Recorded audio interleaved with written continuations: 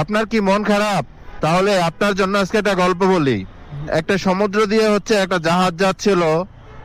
দেন ওই জাহাজটা হচ্ছে একটা দুর্ঘটনায় ডুবে যায়। দেন সব যাত্রী মারা যায়, শুধু একজন যাত্রী হচ্ছে বেঁচে যায়। আর সেই যাত্রীটা হচ্ছে ভাসতে ভাসতে একটা দ্বীপে যেয়ে পৌঁছায়।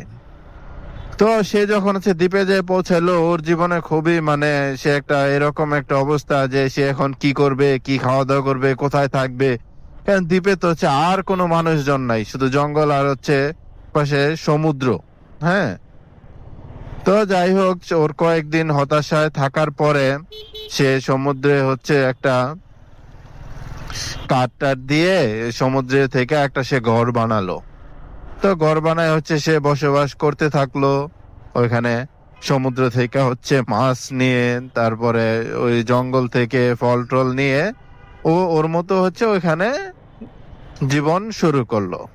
তো হঠাৎ করে একদিন সে সমুদ্র থেকে যখন মানে মাছ ধরে আসতেছিল, তখন দেখে যে শুধু হচ্ছে ধোঁয়া আর অন্ধকার হয়ে আছে।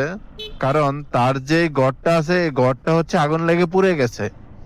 তখন তো ওর জীবনে ও আরো হতাশা নেমে আসলো যে আল্লাহর এসে বলা শুরু করলো যে আল্লাহ, আমার তো একটা মাত্র ঘর ছিল, তুমি এই ঘরটাও হচ্ছে নিয়ে গেলা। মানে কেন আমার সাথে এত অবিচার, এত অন্যায় তুমি করছো? তো সে মানে আল্লাহর প্রতি হচ্ছে তার মন খুবই মানে সে কষ্ট পাইলো, এরকম একটা অবস্থা। তো যাই হোক, সে মনের কষ্টে দুঃখে সে হচ্ছে ডিসিশন নিল যে না, সে এই জীবন আর হচ্ছে রাখবে না। সে ডিসিশন নিছে সে সমুদ্রে যাই হচ্ছে সুইসাইড করবে। তো সে যখন হচ্ছে সমুদ্রে যাচ্ছে,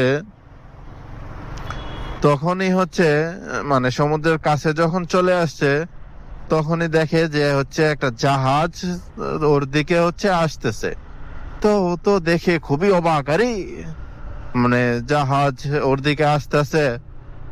তো জাহাজ যখন ফাইনালি আসলো, তখন হচ্ছে সে জিজ্ঞেস করলো যে এতদিনে মানে কিভাবে হচ্ছে ওরা এখানে আসছে, এতদিন তো আসে নাই।